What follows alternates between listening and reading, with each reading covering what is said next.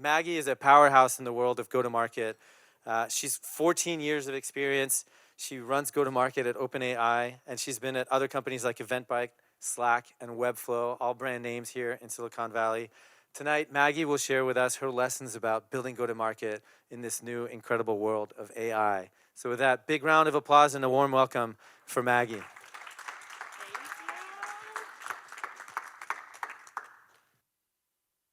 Okay, can everyone hear me? Yeah. All right, okay. Put that down there. Oh, stop with the, it's my husband right there taking photos in the front. All right, well, here's the clicker as well. Thank you all for coming. I realize this is middle of January, end of January, very cold, very dark. So appreciate you all coming out to spend the next few hours or hour and change with us. I've got some content I'm excited to talk to you about. Essentially about how do you build a go-to-market motion. As a founder, I was able to go through the list. I think almost all of you are founders or co-founders of some sort, and I'm hoping you all are thinking a bit about how can I go and find customers, how do I success them, what are the pitfalls that I should stay away from. So I'm gonna spend the next half hour talking you through this, essentially taking what I've learned over the last 14, 15 years and distilling it down into 5 key areas.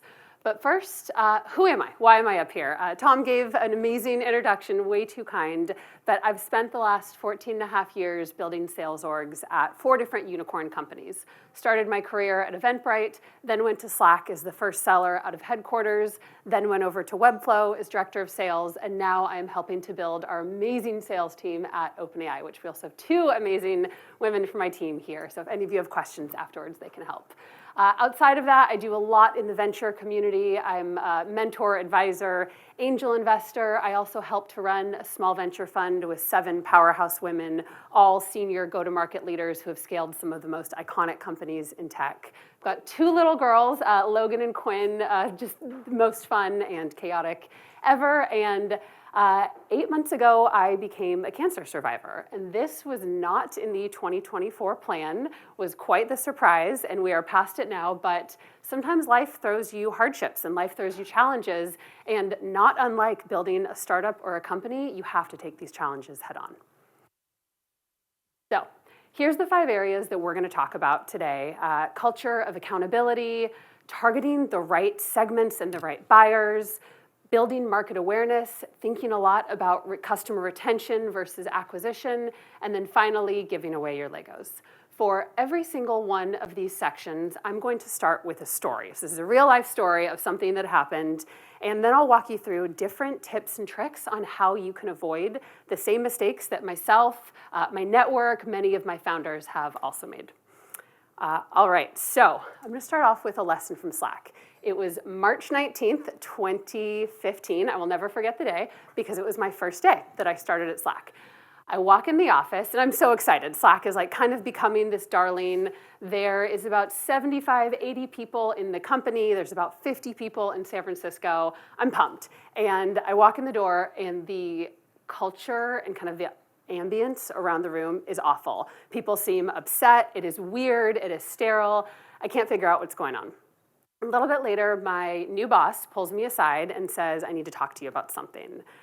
Slack was hacked, and essentially what happened here is the hackers targeted our biggest enterprise accounts that are using Slack, and were able to get into the code base and get all the information that these companies were talking about. This could be very detrimental to the company. And in that moment of time, I'm just like, cool, day 1, and I'm not gonna have a job tomorrow, awesome, because the company's gonna tank. Anyway, so obviously Slack did not tank, and I will never forget the moment that Stuart stood up, literally got on a desk, and he was just like, this is going to be tough, but we can rally as a team, we can rally as a company, and we need to put our customers first, and we need to grow up. And what you could tell from that entire moment and that journey that we went through for the next few months, which most of you probably don't even remember this hack today, is it's because Stuart had built a culture and a DNA of accountability. So let's talk about some of the ways that you as a founder can do this, and this is one of the most important things that you should be thinking about. First off, a culture of accountability isn't necessarily great perks or ping pong balls or free beer in the office. That is not it at all.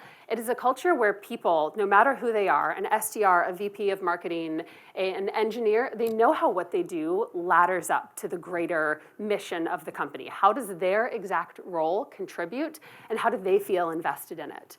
So the first one that you should be doing is as simple as aligning and celebrating the small wins. Startups are hard.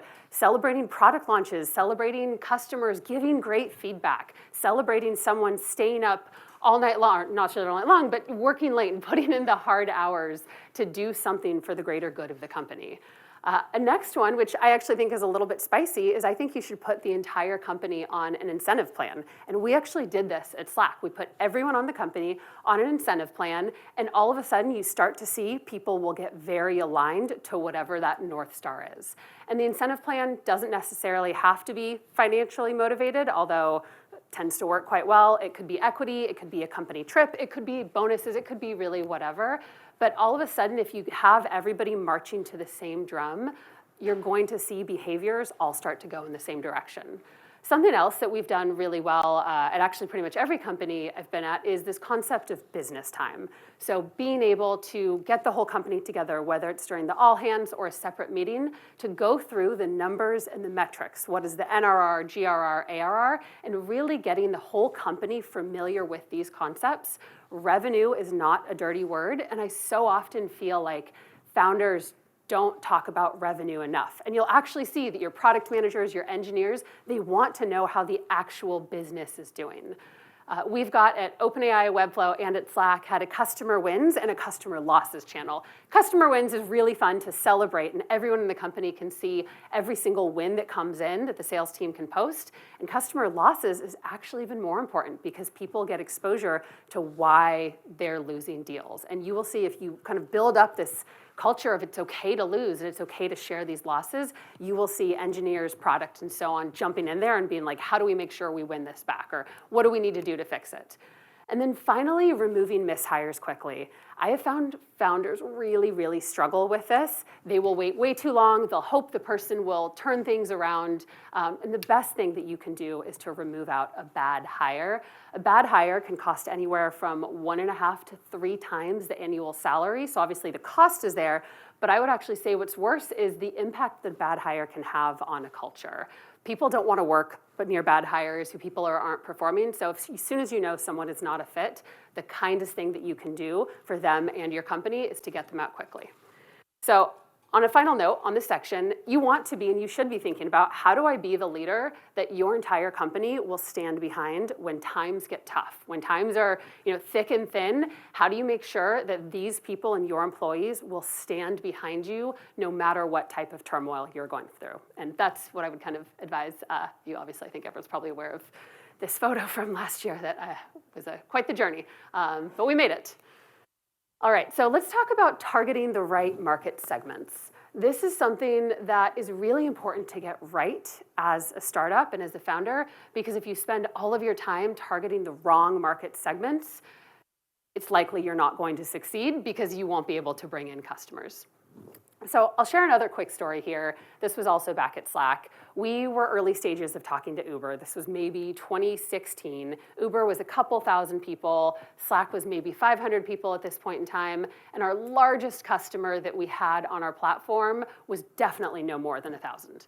And Uber came to us and they said, we want to pilot Slack for a few thousand people. And we're like, this is probably not a good idea. It's probably not going to work. But if we say no to Uber, that's really bad. So let's go ahead and say yes. So we went ahead and said yes. The next day, you can see one of our co-founders, Eric, 2,461 users. That is simply more than we can handle. Took down all of Slack. But what it actually did that was so much worse than an outage is it damaged our reputation for the next few years. And we were constantly having to go to enterprises and tell them, no, I promise, we're enterprise ready. Trust us. We've made so many improvements from this. You can put on more than 2,000 people. And this was really painful. And that was because we went way too fast trying to get into the enterprise. And this is something that our firm, 20 Sales, we have 27 investments at this point in time. And many of them will try to go right into the enterprise. And this is a really, really bad idea. It's very rare that a startup is going to be successful selling straight into the enterprise. And I'll tell you why. First one is enterprises have really complex decision making. It's really hard to go and get an entire group of folks aligned and bought on in a quick manner of time. It's going to take a really long time. They're going to have scalability and support concerns. So exactly like what happened with us and Uber is they are going to want to know if you can do 99.999% SLAs. Can you respond back to them in a couple minutes? What does your customer support look like? Things that are probably just not realistic for a startup. They will also want to delay revenue. They will ask for net 60, net 90, maybe even a year. They'll want free pilots for a really long time. They're going to ask for deep customization, which is only something that you should do if you really think it would be good for the rest of your company, rest of your customers, and the long-term future of your company. And they're rarely innovative. It's rare that a large-scale enterprise is going to hedge their bets and put, say you're an infrastructure startup, they're probably not going to put their infrastructure on a 5-person company. So what you should do instead is take a real look at what is your ICP or your ideal customer profile. And what this is in short is it is the type of company that is the best fit for your product and your service today, not in a year or in a couple years. And it's actually not a hard exercise to do. I quite literally tell everyone, pull up a spreadsheet and list out what are your best customers that you have today. What are the common attributes that you can see? So why did they buy you? What is the pains that you're solving? Why did they choose you instead of your competitor? And just list all of these out and then run it through a search, a ChatGPT, or whatever it might be, and find ones that look and feel really similar and create this target list. What I like to coach people to do is to look at, number one thing is look at who are your shared investors. If your investor is X, who are their other portfolio companies? All of a sudden here, you're gonna have a very warm intro to get into them and something very in common here. I talked about starting similar to your current customers, but I really can't say this enough. If you have Drata as a customer, you should probably go after Vanta because you're going to know their pain points. You're going to know that industry. Another one I like is competitors to your won customers. So if you've won someone, go look at who are they competing against and make sure you let them know, hey, we're working with many other people who are very close in your space. People who don't have complex requirements, maybe a warm introduction potential, spend a lot of time on LinkedIn looking through who you might know, and just overall a space that you do really well in. So we got Uber back. We got Uber back when the time was ready, which was 4 years later.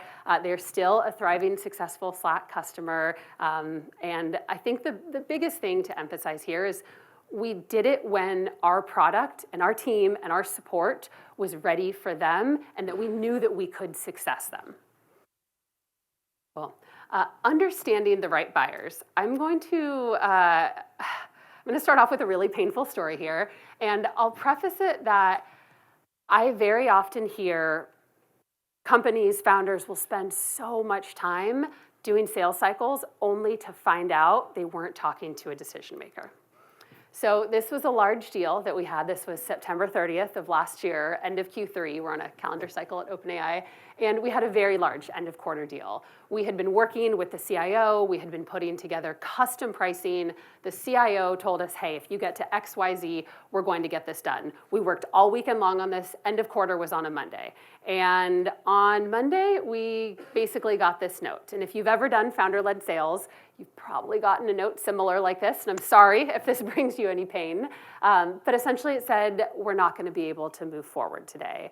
The executive of the business decided to delay the final approval, and there's been some challenges to the plan and strategy for implementation. Anyways, there was a lot more in here, but the TLDR is that we didn't uncover who else needed to sign off. We assumed that because there was a C in the person's title, that they would be able to make the decision, and that actually was not the case.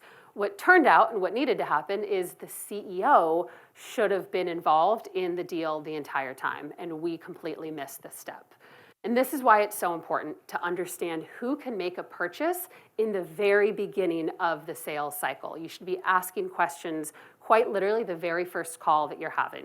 And I'll talk about that in a second, the right questions to ask.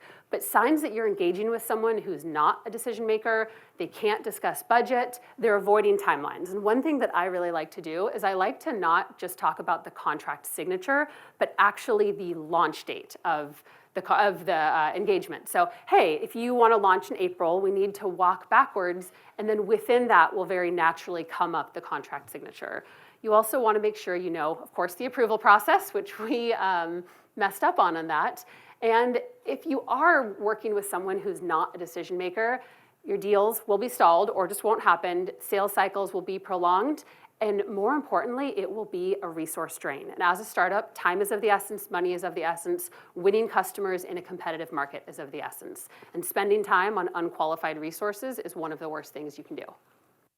So instead, you want to ask the buying questions up front. So asking things like, who else is involved in approving this before it gets signed?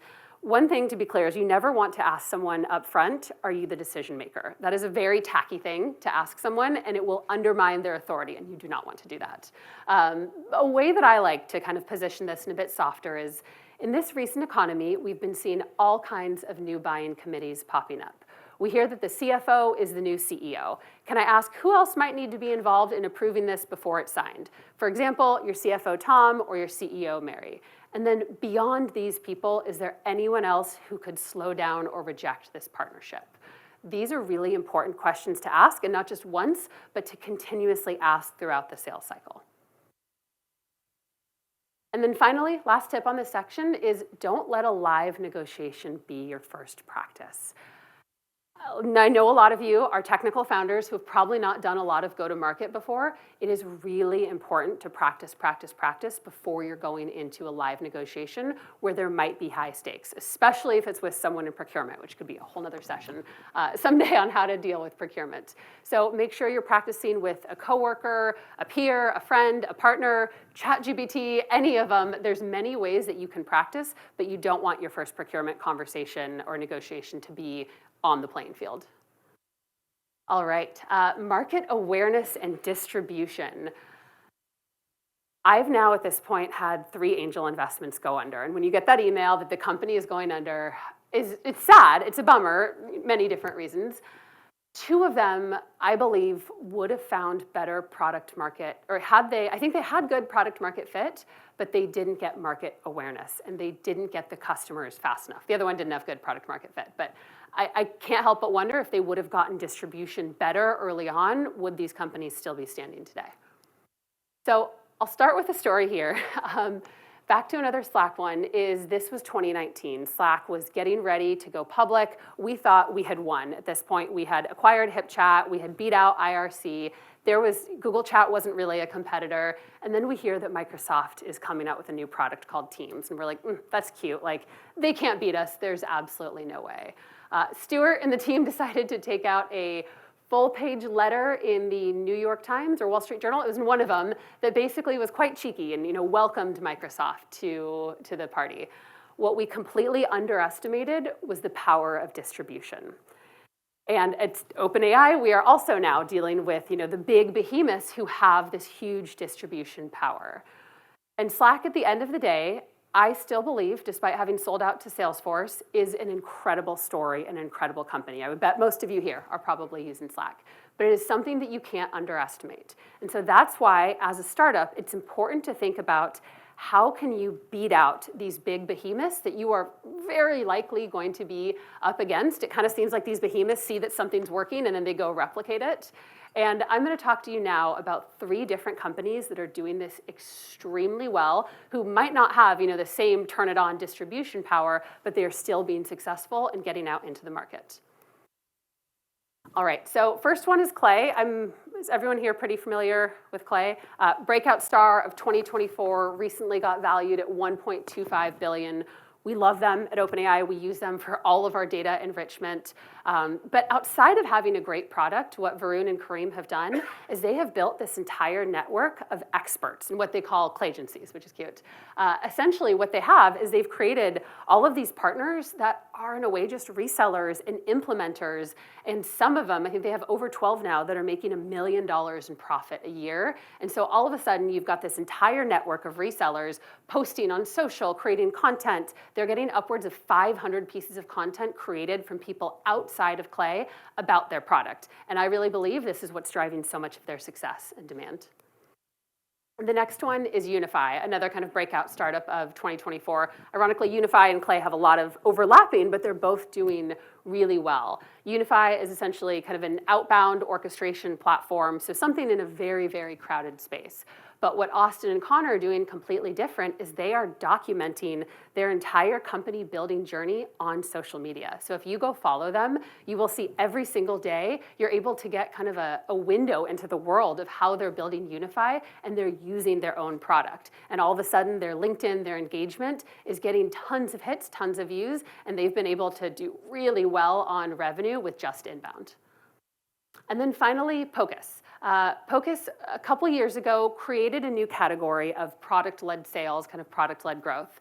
Alexa, the founder, the way that she has done this and really stood out is she has leaned heavy into content and marketing. She does podcasts, she has Slack channels, she does webinars, tons of emails, AMAs, and something that she's done is she has this unique ability to take one piece of content, so call it an interview with me, and put it into 5 different distribution channels, Instagram, LinkedIn, whatever else it might be. And so their content and thought leadership is everywhere. As a result of this and them getting their name out there was at one point 4 other competitors that were very similar to them, and none of them are left standing today. And Pocus is, in my opinion, the category leader in this space. So I'm going to talk to you about essentially two different ways that I think you should go and right away start building distribution and tips to get there. The first one is to put your investors and network to work. This is an example up here. This is Andy Tracebit, led by Excel London, one of our investments at 20 Sales, phenomenal founder. But he has a really good knack of literally just ghost writing notes for his investors to send, and all we have to do is just forward it. So my kind of coaching here is quite literally create a spreadsheet, going back to identifying your ICP, create a spreadsheet of who are the companies that you hope to go after, and then go shop this around to your investors and your network. And then if your investors can ask them to each sign up, for 2, 3 people, whomever, and then ghost write a letter that is easily forwardable. I can't emphasize this enough, how important it is just to make it a no-brainer for someone to go ahead and just click forward. You can see here, Andy asked for connection to Webflow. Of course, I know the Webflow team, forwarded it directly to the CEO. A few minutes later, a meeting was set up. And then I wouldn't, if I didn't work at OpenAI, I need to plug this because I work at OpenAI and because I heavily believe in it, but leverage AI to do your heavy lifting. I get at least 10 outbound emails a day of people trying to sell me OpenAI things, and I would say at best, one of them is good. They are all still really bad. And what's crazy to me about this is it's so easy to do outbound in this day and age. And we'll talk about that, and there's a lot of questions from the audience on outbound, so we can talk about that more. But you should be leveraging AI to do your customer research, your call prep, take the call transcript, feed it through ChatGPT, and it'll write the entire email follow-up for you. So I believe there's no reason that outbound email should be bad anymore, yet for some reason they still are.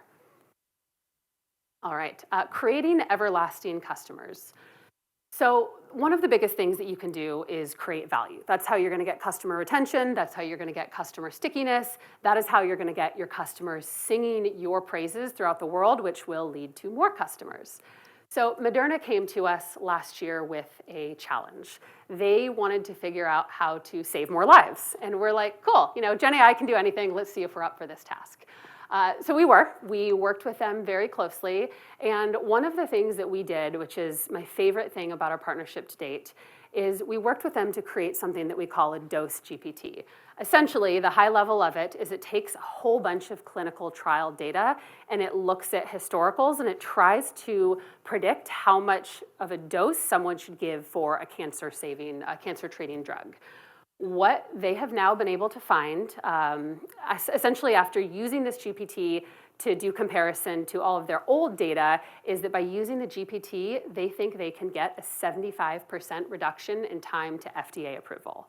So when you talk about creating value, right there, Moderna is no longer thinking about ROI in terms of money saved. It's now in terms of lives saved, which is pretty powerful. And I say this because there is nothing more important than to create value and be trusted advisors for your companies. And that is ultimately, as I mentioned, how you will get them to stick and to stay on board.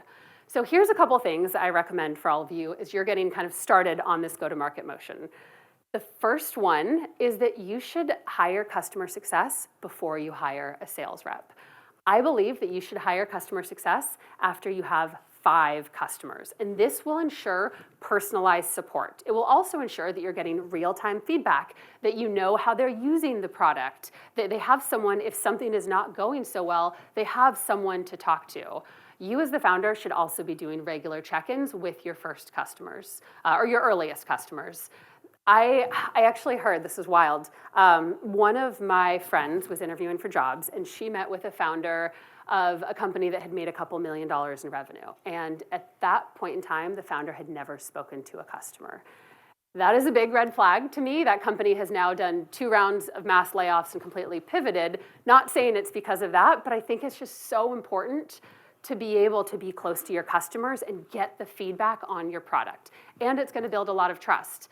And then in the early days, you need to have everything personalized and dedicated, even if it's not scalable. It is absolutely okay to do things that are not scalable early days. The one caveat there is you want to make sure you're not telling these customers that you'll be giving them this treatment forever, because that gets really hard to unwind later on. And this is because acquisition actually costs 5 times more than retention. The benefits of retention, we just talked about, are clear. It's early customer feedback, word of mouth power, and I think probably most importantly is references and case studies for your website and that you can incorporate into your sales cycles. And the impact of churn, obviously revenue loss. I think arguably worse is reputation damage. So going back to the Slack and Uber story, that took us a couple years to really fix our reputation with enterprises. And then internal and investor morale. If you're not doing well as a company, your employees are probably not going to stick around, even though you're going to do everything you can to be that leader and keep them motivated. And you also don't want to be sending those investor updates of, hey, our revenue is going down month over month. At 20 sales, we've gotten a couple of those, and it's like, it's not ideal to be sending those out to your investor updates. So last one here, this one's pretty near and dear, is to give away your Legos. And essentially the concept is give away either your whole job or parts of your job as you scale. So Vlad, he was our CEO at Webflow. How many of you are Webflow users here? Great. Amazing company. Vlad is an iconic founder. He's kind, he's caring. He took the company from an idea in literally his garage with his brother and his other co-founder, so from 30K in debt to a startup valued at over $4 billion. So probably more than majority of us in our life will ever found a company and be more than $4 billion, although I hope this is true for everybody. Vlad also realized if he wanted to get beyond $4 billion and he wanted to see the company go to 20, 30 billion, he was not the right person to do it. He had not seen that movie before. He had not run a company at that type of a scale. And so he went and found someone who is now the CEO of Webflow who had done that before. Linda was GM of AppDynamics and had run really large scale organizations. Vlad is still on the board. He's still the chief innovation officer. He's still a cultural heart and soul of the company. So this is not a bad thing, but he just realized that this Lego was something that he needed to give away. And if you have not read this article before, Give Away Your Legos, it is my absolute favorite business article that is out there. It is written by a woman named Molly Graham. She's a mentor. She's absolutely exceptional. She also has a whole coaching community called Glue Club, which is great if y'all ever want like more kind of professional coaching. She's got that, look into it. But essentially, she helped scale Facebook, and she's taken a lot of these learnings over time on how to build great teams and build great cultures. And that really comes to the idea of giving away your Legos to people that have maybe done it before, or giving away parts of your job so you can focus on something else and spend time there. The most important thing for giving away your Legos is to have trust and to have collaboration with others, because as a founder, I know it can be really hard to let things go, but it is undoubtedly what is going to be the most important thing for your company's success. So that was it from kind of the presentation here. I'm thrilled you all were here. I would say try to think about what are 3 to 4 things that you're going to take away from this. feel free to send them to me on LinkedIn, on email. I'm just Maggie@openai.com, and feel free to chat with me afterwards. We've also got 2 amazing members of OpenAI here and 2 amazing members of 20 Sales back there. So we're all kind of here for any questions you all have. Thank you. Big round of applause for Maggie. Thank you. We'll do 10, 15 minutes Yeah, of Q&A. that's perfect. We'll take some questions from the audience. Yeah, that sounds work? great. Yeah. You have one? Yeah, for sure. Yeah. Absolutely. Go ahead, Ravi. It's Ravi, I'm a go-to-market founder. Awesome. And you mentioned, knowing when to let go of people that don't work out. Don't people work out. How do you think about that? I don't think I and because it's different for every company. But philosophically, do you know when you know? How do you know when you know? So just some thoughts on that. Yeah. It's a great question. I laugh because these 2 have seen me do it before. Anyways, yes, first off, it's a gut feeling, which is a hard thing to measure, but you just kind of know pretty early on, and you're like, hey, I have this gut feeling that this person's not going to work out. Early on, you have to start having the conversations with them. At OpenAI, we have a 90-day check-in of kind of like, here's all the expectations. Are you meeting them? Are you beating them? Where are you at? Do you wait 90 days? I don't. And in theory, you could do 30 days, 60 days, 90 days, and working with them really closely. I think it's really important to start documenting. I'm a huge fan of document. And documenting, I can't give HR professional advice, but I have moved a lot of people out of businesses over the last 14 years. And I think even things as like a simple Slack follow-up after you've had a tough conversation of, hey, Connor, just want to make sure, it's my husband, just want to make sure that we're aligned with everything that we just talked about. We'll talk about it again next week. Just want to make sure you understood, and here's the follow-up action plan. So I think there's a softer way, but I really do think the kindest thing is to move someone out quickly. It looks bad on people's resumes and LinkedIn's, when they have all these short stints at companies, so just move them out quickly. I think that's the kind thing to do. Yeah. I have a question Yeah. for you. So one of the things that you talked about was like the go-to-market for AI companies is different than classic software companies. And you said in the first slide or in one of the slides, that you should hire a success person before you hire a salesperson. Yeah. So this is really different than, say, like the 10 years ago of the classic software companies.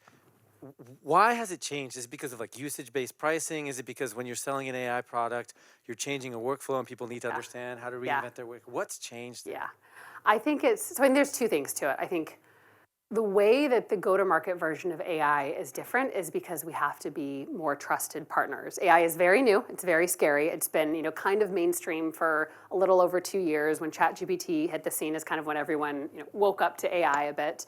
And I think that so many companies still haven't figured out their AI journey. So by partnering with them deeply, by being a valued advisor, by teaching them, like everyone wants to be taught things. Think about every interaction you have with your customer, you should be aiming to teach them something, whether it be about the product or the industry or the space. That's how you build that trusted advisorship. On the flip side, I think selling in AI, other than needing to understand AI, is actually not that much different than true SaaS sales. And I think if you go back to the principles of what sales is, it's discovery, it's building value, it's great demos, it's great pilots, it's really being able to solve someone's problem.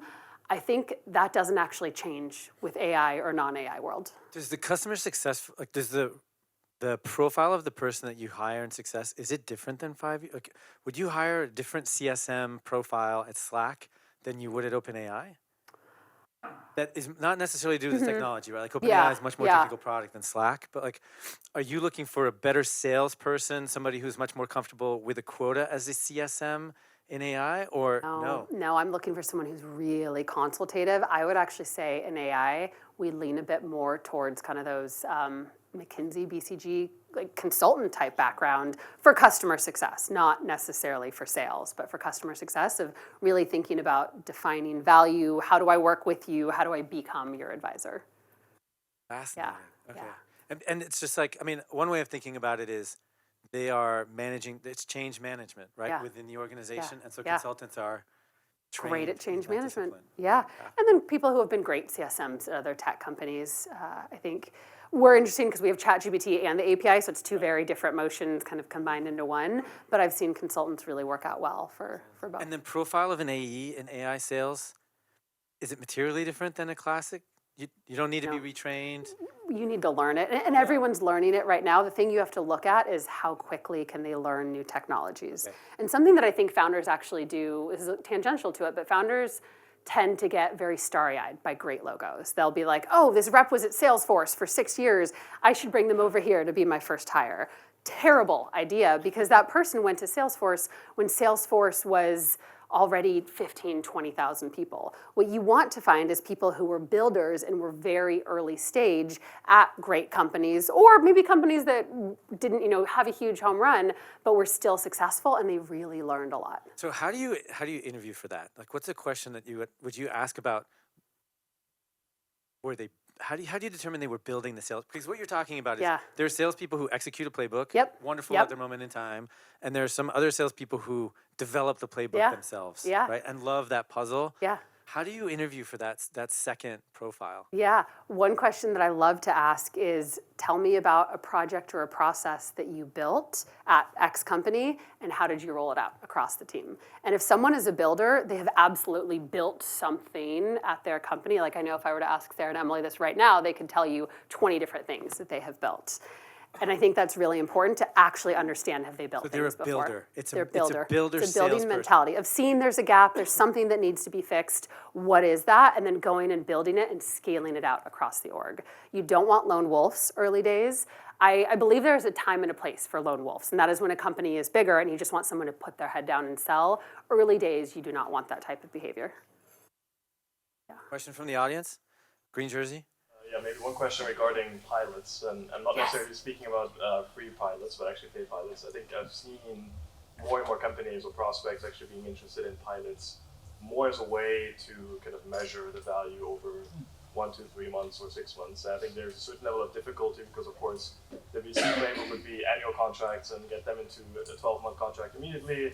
From a customer side, I do understand that they actually want to do some sort of a testing, a trial version of any sort of product. And those are good paid pilots. Like, how would you best address them if a customer requests that, and how do you actually bring that into like your sales motion and process that it's actually a repeatable thing that you can kind of walk through and actually establish with every prospect? Yeah, I'm laughing because I run our pilot motion and strategy at OpenAI. So this thing is like, I had 2 meetings on it today on how do we approach pilots.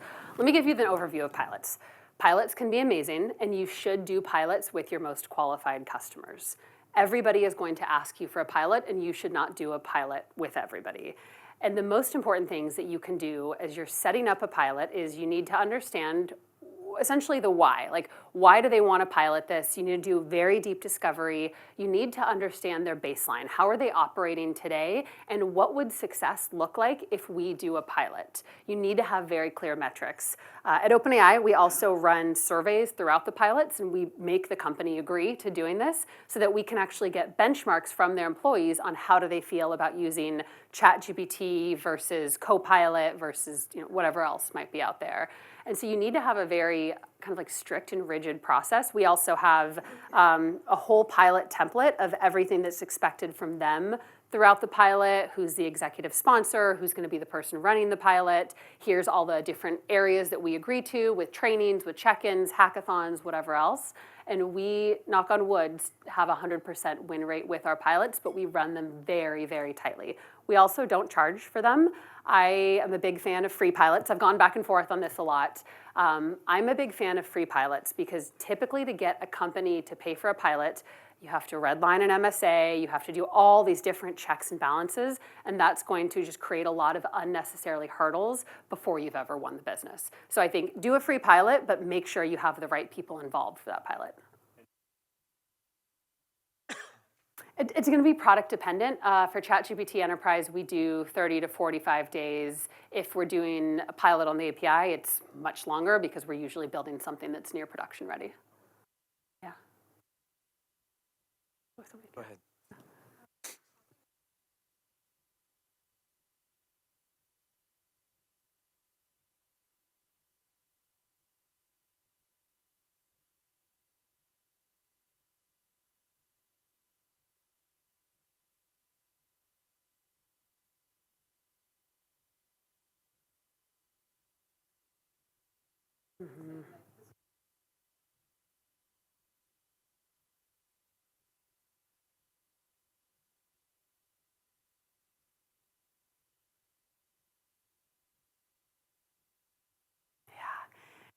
It's really hard. We had this at Slack. There's one customer, it's a big speaker company that we're probably all familiar with. They were an early customer of Slack, and they were in front of our executives early days, and they expected that same treatment when they became and are like, not even our 500th biggest customer at the end of the day. It's really hard. I think a lot of it is kind of a hard talk about it at the end of, hey, here's what our relationship has looked like. Here's been all the milestones. You've been an amazing customer. We need to really try to optimize how we're working together. I don't have a great answer for this one, truly. Like it's a really tough one. Sometimes if they really are a phenomenal customer, you just kind of keep doing it. And just, they were your early customer. They believed in you early, and you just got to keep supporting them. We're going to pass the microphone around for questions. Let's get microphone to the gentleman in the black cap here. But while I have your attention, Maggie, Yeah. I want to ask you a VC Yeah. question. Yeah. One of the things we talk a lot about venture capitalists within the world of AI is going from like selling seats to selling outcomes and a consequent increase in pricing ability as a seller. Mm-hmm. Is that real, or is that just made up by bloggers? I think it's like, how do you price an outcome? Yeah. It's very fluffy to me, and I feel like it's something that could be very easily gameable. I've been hearing about this a lot too, like people trying to price for ROI. I don't love it. I really don't. I don't love it. I think it's really hard. Like, how do you go through procurement trying to negotiate the price of an outcome? It's just a very funky thing to do. So that's where you think it's because you have to explain it to somebody who doesn't think about it in this way. And then how do you bill for that? Like, it's very fluffy. How am I going to send you a bill for this $20K of outcome? I guess you could do use case. We do a lot of use cases at OpenAI, like Klarna customer support bot. I guess in theory we could like charge for that. I don't know. It feels a little like nickel and dimey for that. I think I'd rather just find a better way. Yeah, I don't love it. Incentive misalignment. Yeah. My question is related to this actually. So from your perspective, how the sales objections are changing? Maybe it started from safety, then maybe ROI, it's now pricing. How do you see the objections changing throughout time? Good question. It's tough because it's kind of dependent on the industry that you're in. If you are in a space that is very heavily regulated, your objections are going to be probably around a lot of safety regulation in the future there. So I think objections you will always get is on price. This is too expensive. You're always going to get objections on competitive, whether you've won the deal or not. Great negotiators are going to use competitors' lower pricing against you.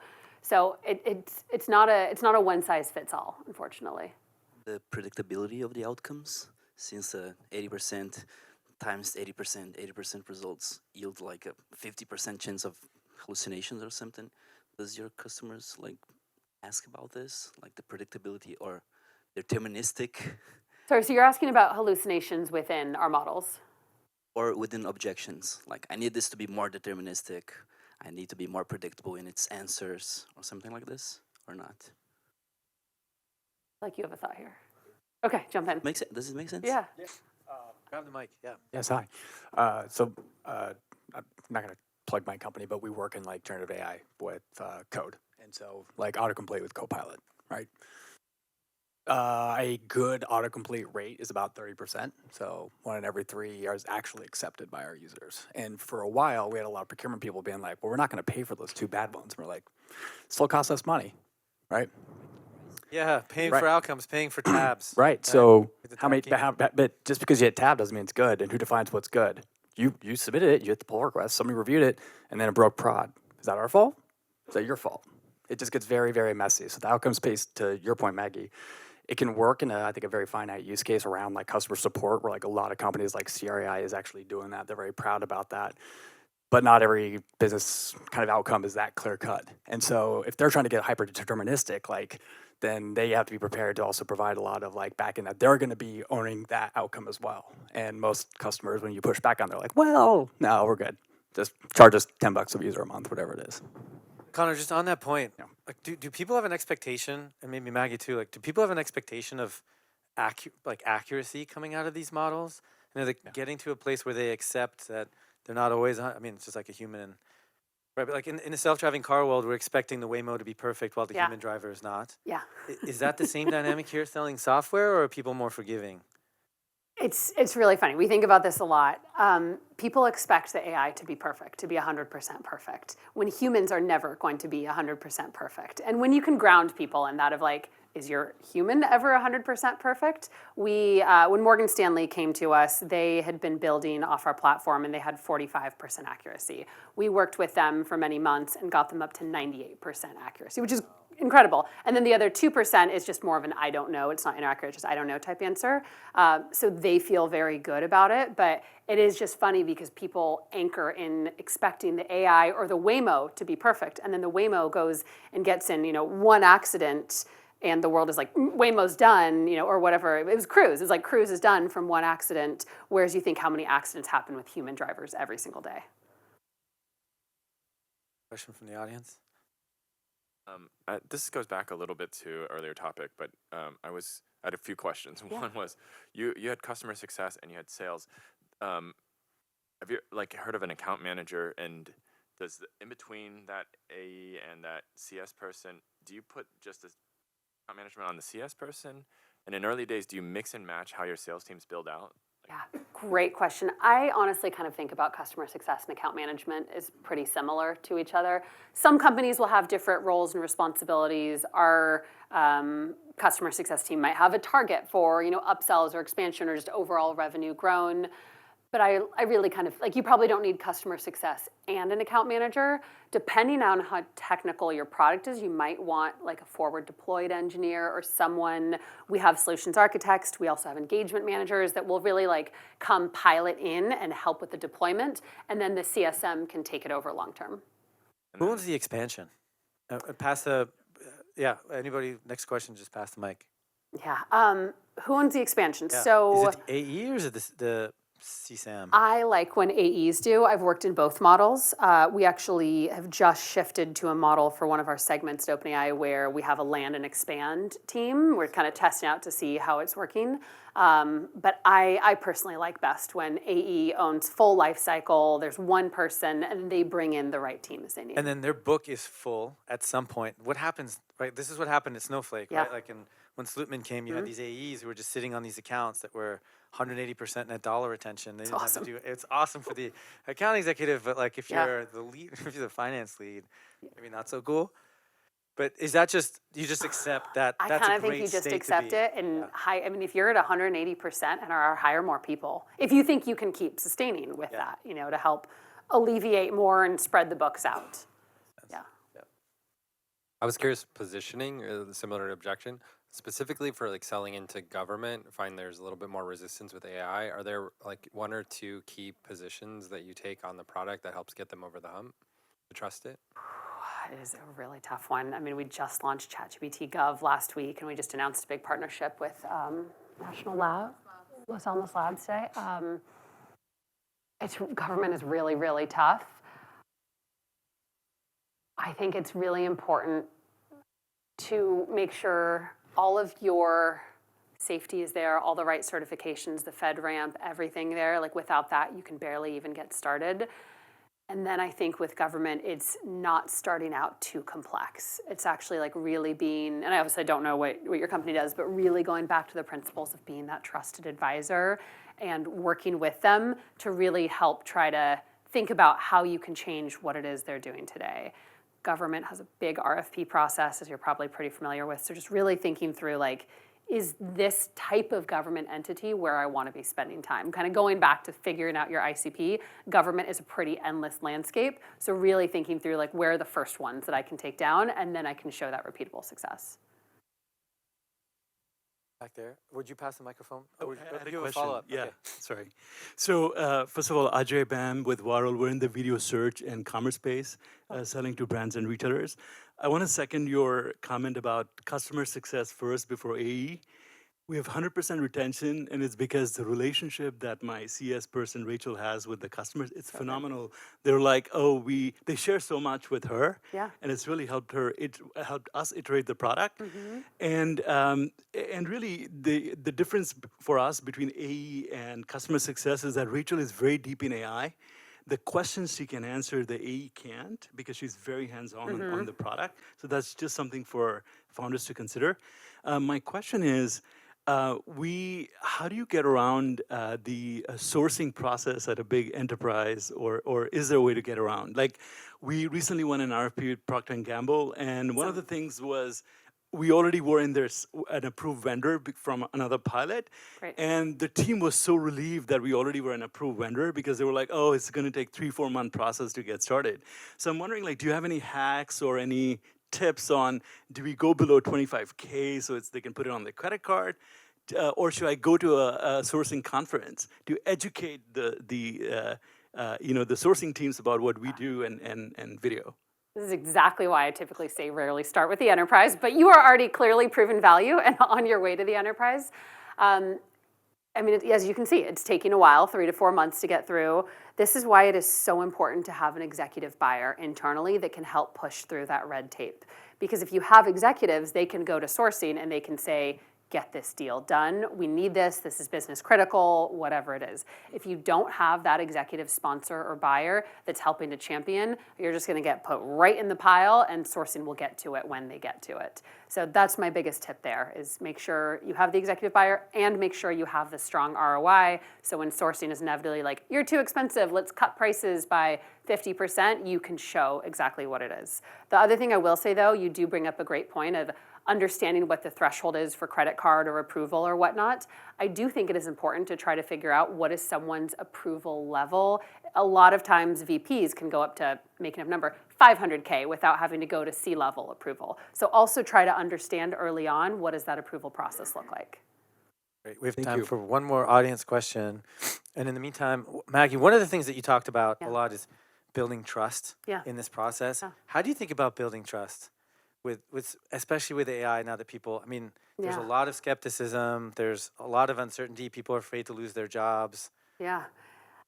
Building, I mean, the job thing, we'll touch on that in a second, because that is a very real thing that people are thinking about right now, and a lot of people are really spooked by it. But building trust is all about being an advisor. As I said, like, teaching them something. It's all about teaching. If I can educate you on something, if I can teach you on something, if I can bring you along in the journey, if I can take care of you. People want to buy from people that they trust and like. We've all probably had those experiences where someone is giving us icky vibes when you're trying to buy something and you're like, I don't trust you, I don't want to buy from you. So it's the reverse of, how do I be that person that you form this great relationship with, and you feel like there's a mutual win-win on both sides. And then on the job loss thing, this is probably one of the biggest questions we get from executives is, the world of AI, what does job loss look like? I'll share my opinion on this.